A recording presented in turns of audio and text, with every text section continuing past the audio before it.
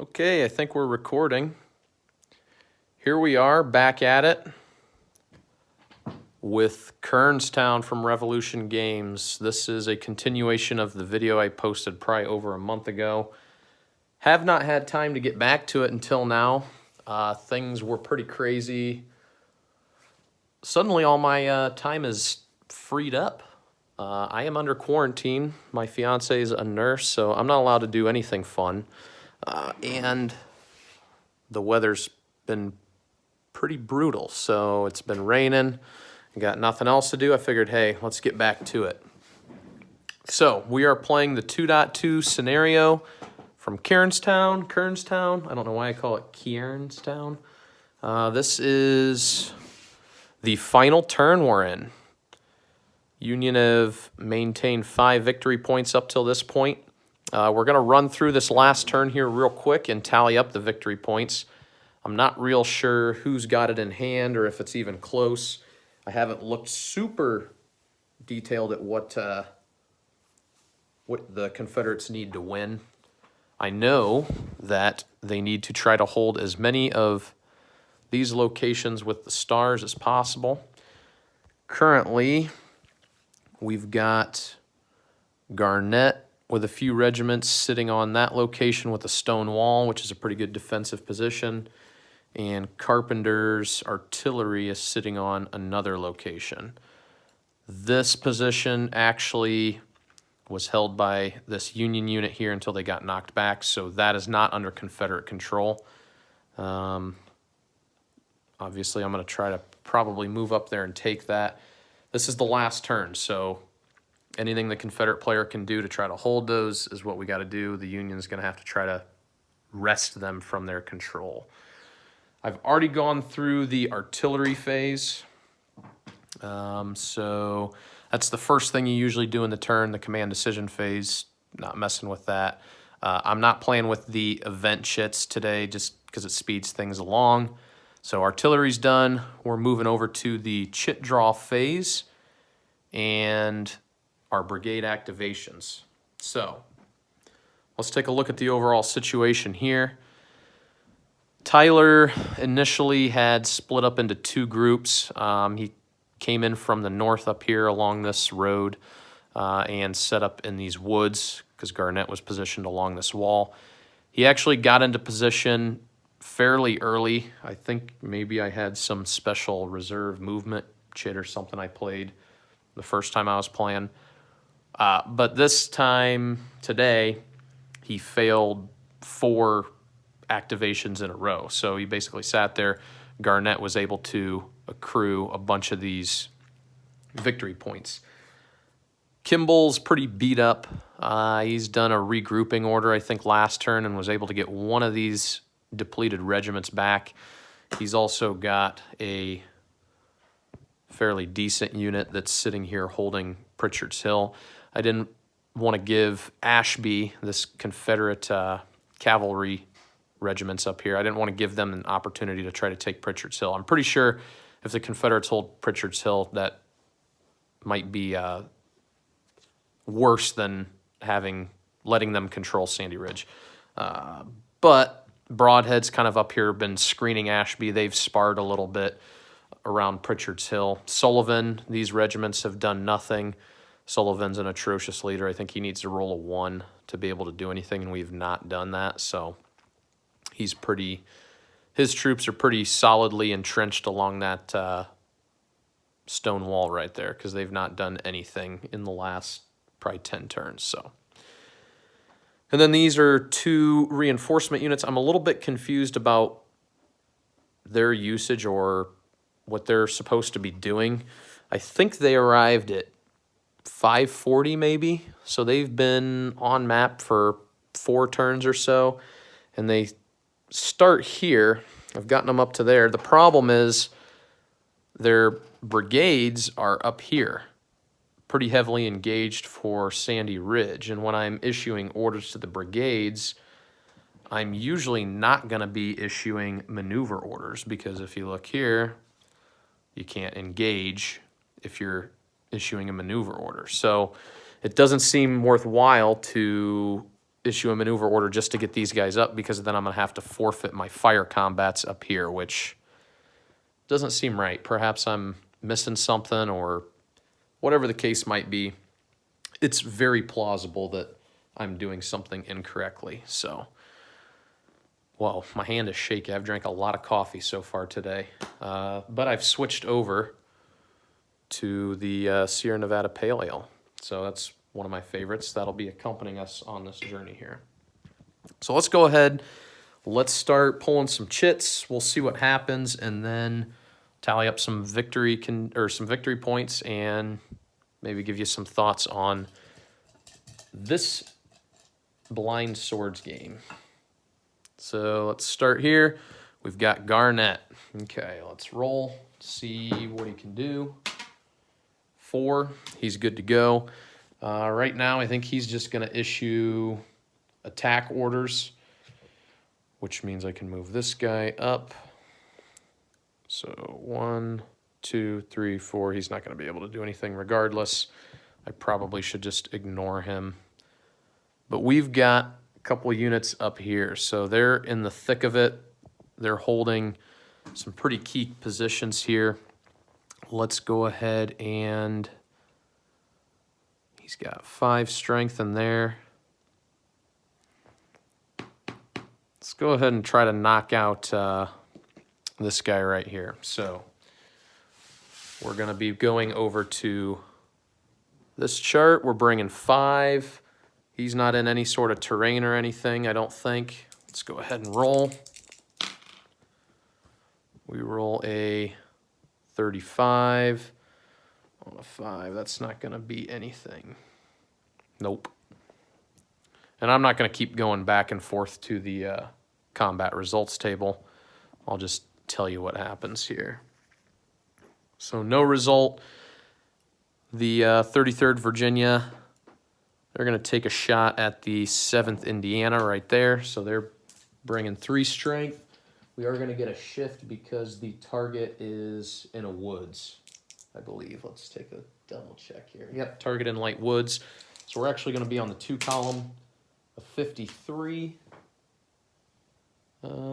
He's supported by his other unit, so no result. Okay, so that's it for Garnett. Let's go ahead and pull somebody else. Fulkerson. So we need a 4 or less. He's just that 1 stack right there.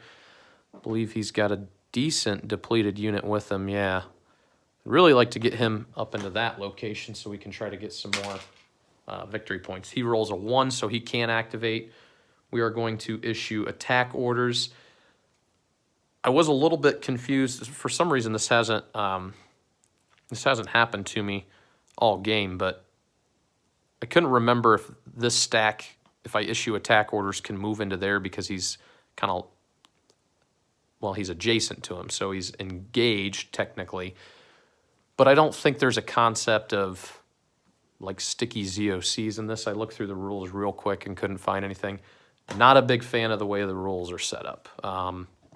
Coming from other systems, this is just, I mean, it's just blobs of text. Not a huge fan of that. It's manageable. Luckily, the system's easy enough that it's not too hard to find things, but not my favorite. So let's go ahead and issue Fulkerson attack orders. First thing we're going to do in the brigade activation phase is our fire combat.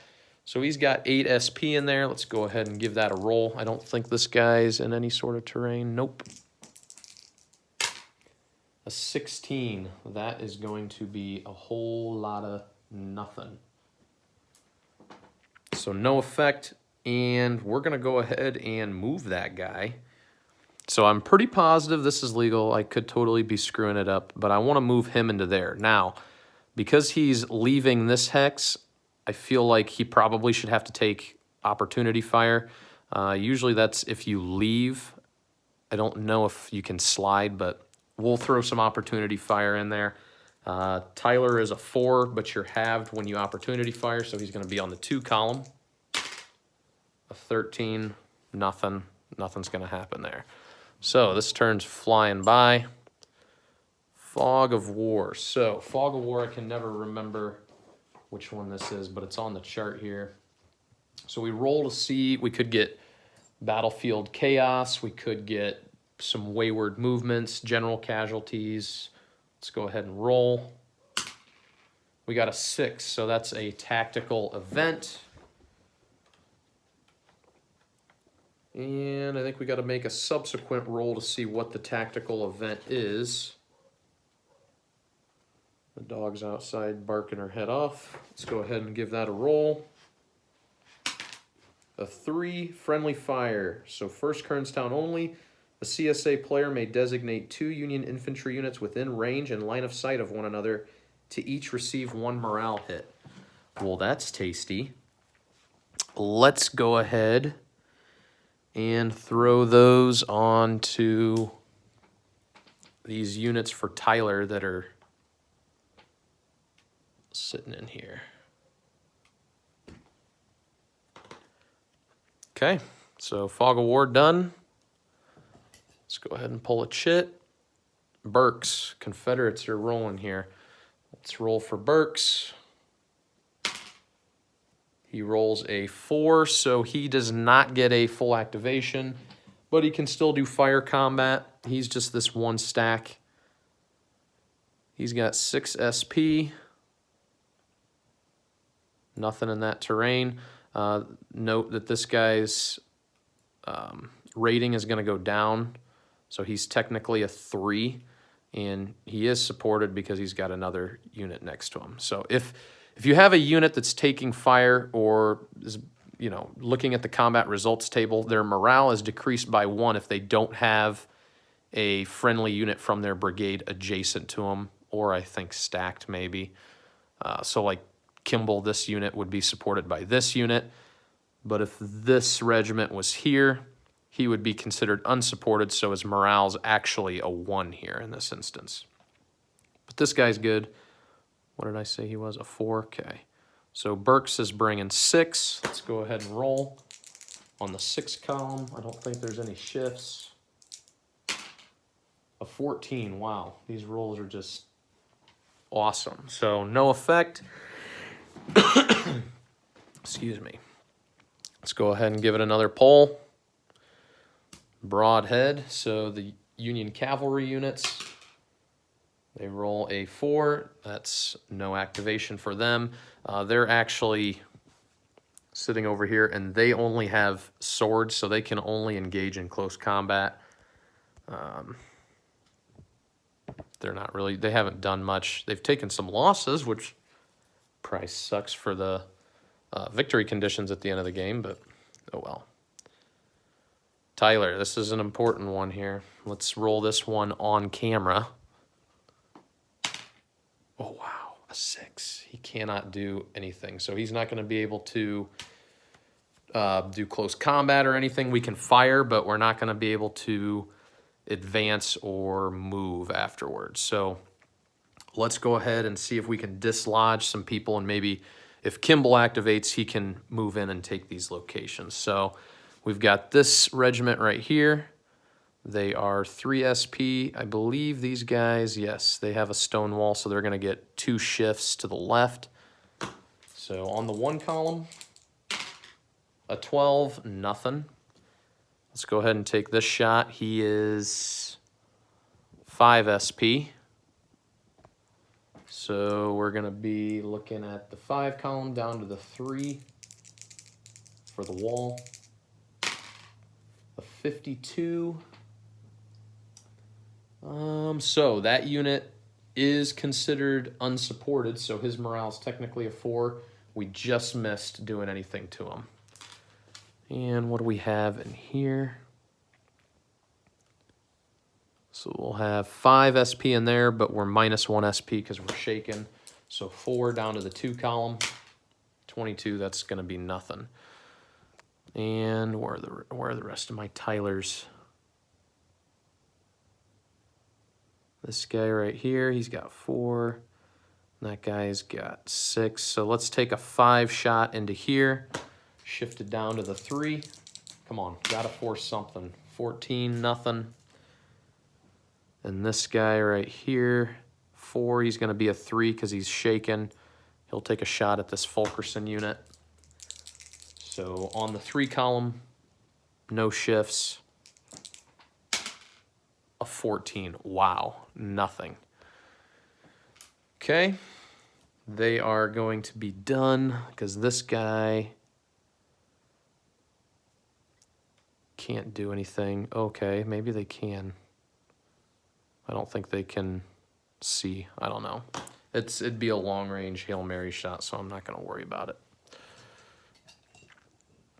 Fortunes of War. So with Fortunes of War, the next chit that we pull is going to be negated. They can't even fire. Their turn is totally over. If we pull a Confederate chit, luckily Jackson, the commander-in-chief, I think it is, the chit's called, he allows a Confederate player to get 1 free activation, even with the brigade that's already activated. So that's kind of a cool little perk. So Ashby, he can't do anything. He's this cav that's over here. That's not a big deal. Next chip pull. Sullivan, this guy's not going to do anything. He needs a 1. He rolls a 2, so nothing. And his guys are situated down here. They're the ones up along that wall doing nothing. Kimball, 4 or less. A 1. Kimball's rolling. Okay, so let's go ahead and issue some attack orders with Kimball.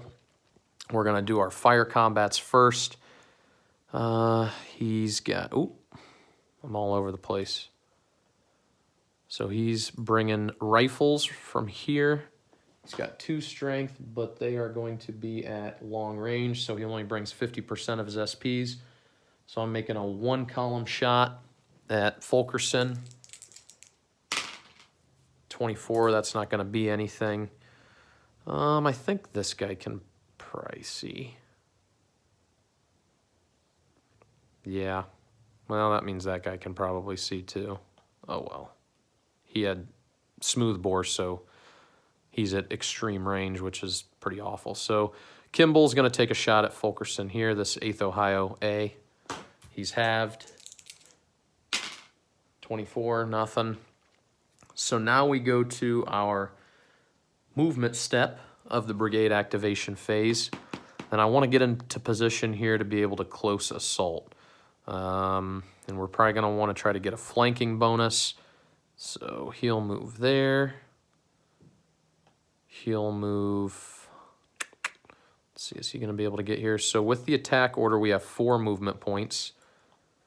These are not steep slopes over on this side of the map. Going up slope is going to cost infantry +1, so we'll be able to go 1, 2, 3 into there. And this guy will hop up into here. And because I'm going to designate this as my lead unit in the assault, he's going to be considered a flanking hex because he's 2 hexes away, and in the same close combat, we'll get good modifiers for that. So close combat, before we do anything, the defender's going to get to fire. They get to choose which unit they want to fire at. Obviously, he's going to fire here because that's assumed the likely hex where the attack's going to be initiated from. So he's on the 4 column. A 45 is going to be no effect on him for his 4 morale. So the attack will happen. And Kimball, there's nobody adjacent that's going to be taking other shots. Kimball's going to be coming into Fulkerson here, and this guy's going to count as a flanking hex. So 9 to 4 SP is going to be a 2 to 1 advantage. So we're going to shift up to the 12 to 13 column. Let's see here. So the defender is on the... Oh, wait, no, that's not considered a slope that he's going across right there. And we're going to get the flank. So 17 to 19 column. This should be a good result for the Union. A 63. Oh, boy. So this is going to be a severe morale check or cohesion test, I guess is what it's called in this game, on the close combat chart. So this guy is going to be in a bit of trouble here. The red die is going to be reflected on these results. So this is going to be a D as a depletion. So that's basically flipping, taking a step loss. And then this is going to be kind of a morale result. So R is going to be a retreat. Morale hit is going to be where instead of being in a state of good morale, they first go shaken. If they take a second one, they go disrupted. So we'll roll both die.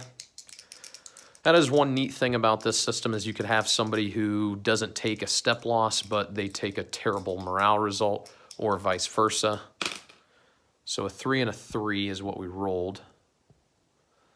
So we're going to take a depletion result, and we are going to take 2 morale hits, RA2. So our depletion result is just going to be a flip. Oh wow, he loses a lot of strength. And then our morale hit, RA2.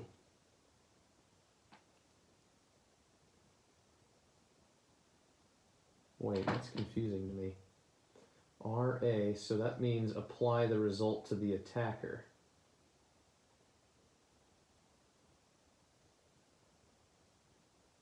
Huh? That doesn't make any sense.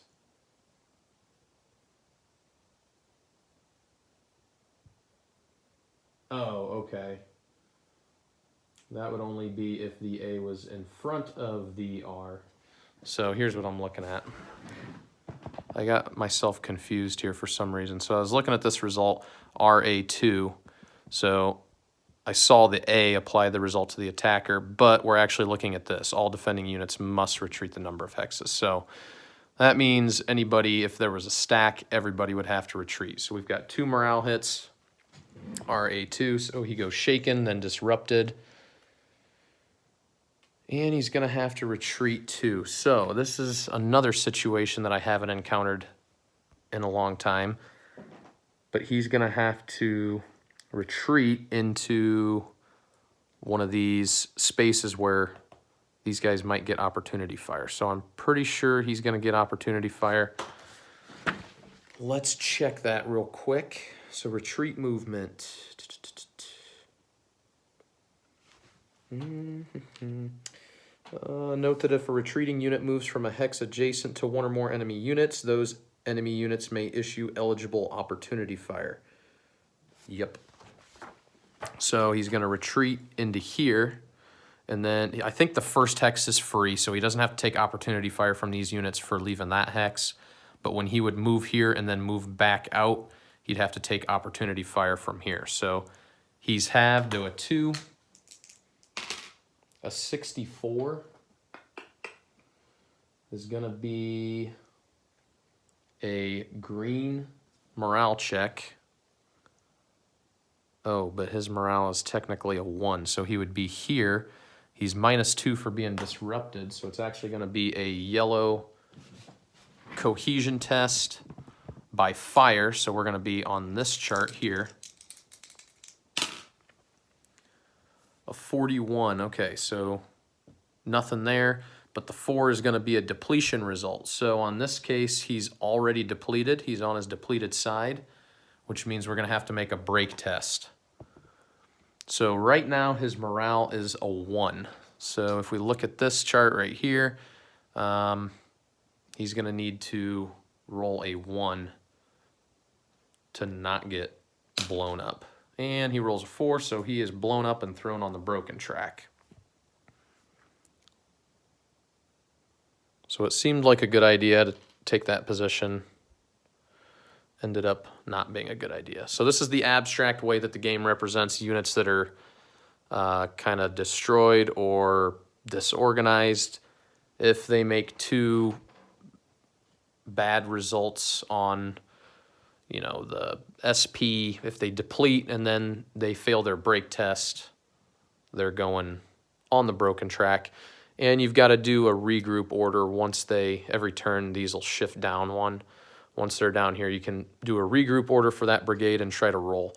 Some of these crappy units, 2s, 1s, they're tough to get back because you got to roll their morale or lower in order to get them back and put them back on map. So this guy will advance. Whoa. Creating a real mess in here. So he's going to take that location back for the Union, which is big. And we've got Jackson. So Jackson is going to go ahead and...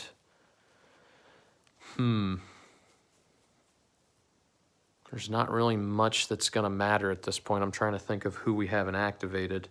I don't think anybody's going to come into effect. Let's go ahead and just activate...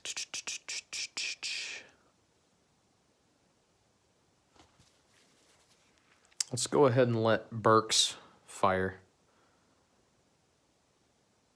He's got a pretty good stack here, so 6. He's coming at a 3 morale unit on the 6 column. It's not really going to matter. 23, that's nothing. I think that's it. So that's everybody. That is the end of the game. So the Confederates hold this location and also this location right here. So the game end here, let's go through it here before I totally screw it up. So victory point award step. So the Union will get 1 more victory point because they hold this location. They get 3 every turn. The Confederates only hold 2. So they net +1 from 5 up to 6. I think I've been doing that right. And we'll do our broken track adjustments. And I think we figure out who won the game. So let's go ahead and pull that up in the rules.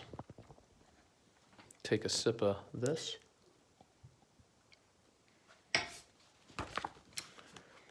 And see what we've got here.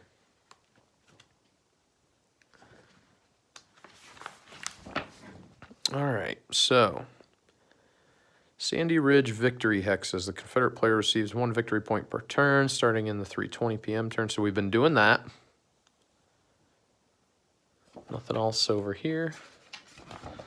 Let's go ahead and see what we've got up here. So Sandy Ridge bonus victory points. If the Confederate player holds the Sandy Ridge victory hexes at the end of the 6 p.m. turn and does not hold Pritchard's Hill, he receives a 1-time victory point bonus based on the number of hexes held. So he holds 2 victory hexes, which means he's going to get 12 bonus points. So go ahead and go 1, 2, 3, 4, 5, 6, 7, 8, 9, 10, 11, 12. So the Confederates now have 6 points. Note that the VP are set up to show that... Okay, yeah, got it. Each player receives 1 victory point for each enemy strength point on the broken track or permanently eliminated. Oh, boy, this could be rough. So let's see how many strength points the Union player has on the track. 6, 8, 13, 14, 16. So the Confederates going to get 16. 1, 2, 3, 4, 5, 6.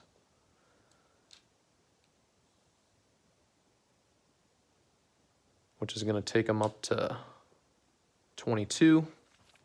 And the Confederates have 4 SP on the broken track, which is going to knock them down to 18.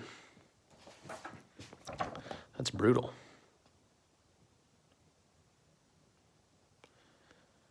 Total the Confederate victory points at the conclusion of the 7 p.m. game turn. Subtract the Union victory points. So the side winning the game is based on the VP levels listed below. So right now we have Confederates have 18 victory points, which looks to me like that's going to end up being a minor USA victory.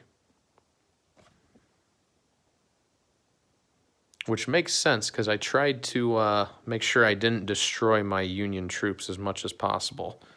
It's pretty easy once you get those terrible morale units. When they start getting down into the 2s and 1s, they're really tough to get off that broken track. So there you have it. Minor USA victory, just barely. It seems pretty tough for the Confederates here. Once Tyler got moving, things got pretty hairy for Garnett. I mean, they're all really good units morale-wise. He's got 5s. It looks like they flipped to 4s. Some of these guys, though, yeah. So you take a depleted hit, you got 4 strength. Most of those guys go to 1 strength, which is not good. You're not going to be doing much on the combat results table when you're taking fire shots. But yeah, I enjoyed it. It's a good little easy game. There's not a ton of chrome per se that makes it unwieldy or hard to remember. Like I said, I played this like a month ago when I initially put the video online and got back into it. Pretty easy without really having to do too much rules perusal. I had to go through the scenario special rules again, but other than that, pretty simple. My biggest gripes are just with the way the rule book's set up. I just don't like, I mean, it's hard to find stuff, I feel like. Just blocks of text, no pictures. I mean, there's examples, which is nice, but everything's bolded. I mean, if you look at this, okay, rebuilding, available CR, I know they probably bold terms that need to be paid attention to, but maybe it's a little overusage of the bold. I don't know. I'm picky about rule books. But that's where we're at with that. So that was a success. I think the second battle is quite a bit bigger.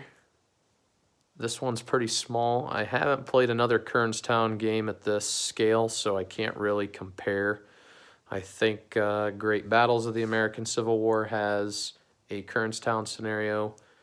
My Uncle John was playing that. It sounded like the victory conditions for that were a lot different than what you have here. Things I really like are the activation rules. So, you know, it's very easy to say, this guy was a terrible leader, let's make him a 3 or a 2 or a 1. This guy was a great leader, let's make him a 5. You know, that's an easy way to control how active or how much a player is going to be able to react to what their opposition is trying to do. Certain brigades that you know are not going to activate as much, you don't want to have in critical spots. So the Union, once they get Tyler moving, he's a really big brigade. He's tough to stop. He's got some pretty decent units, 4 units, 4 morale. Pretty good size to him. Kimball, he got screwed. He's got a lot of 3s, and they can fall apart pretty easily. But, yeah, I think it was pretty balanced. It was pretty close there at the end. If the Confederates would have held that one location, what would have been different? We would have held 3 victory hexes, so we would have had 16 bonus points, which would have gone 1, 2, 3, 4. Would that have changed anything? No. Still wouldn't have changed anything, unless I'm reading this wrong. I'm looking at the SPs from the depleted side. Maybe those SPs are supposed to be looked at from the not depleted side. I could have totally screwed this up.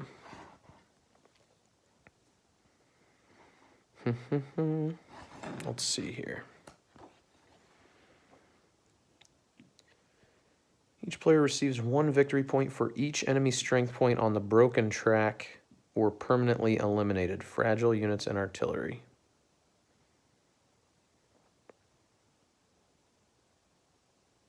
So maybe it goes from the actual full strength. So let's see if that would make a difference here.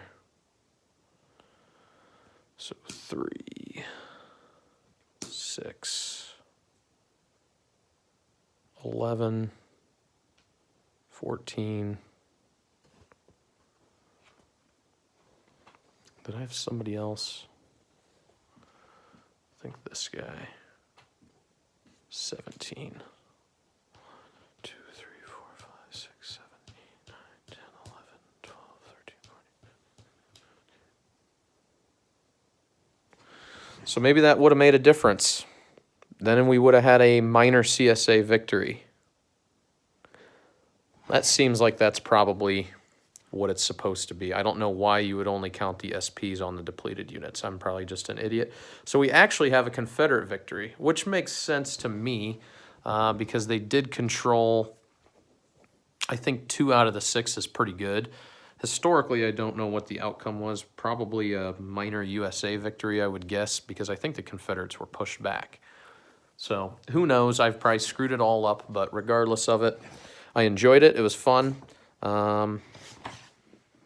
I don't know what I'm going to end up playing next. Might have to see here. Maybe we can go take a look at what the options are. Something easy, maybe. Still haven't put all my stuff away since we moved. I don't know. Don't know what I'm feeling. Maybe some line of battle. Maybe a quick line of battle scenario. Love to play some OCS, maybe. I'll have to think about it. We'll put something up there, though. Maybe I can get Katie to play one of those Conflict of Hero games with me or something. But who knows? So until next time, see ya.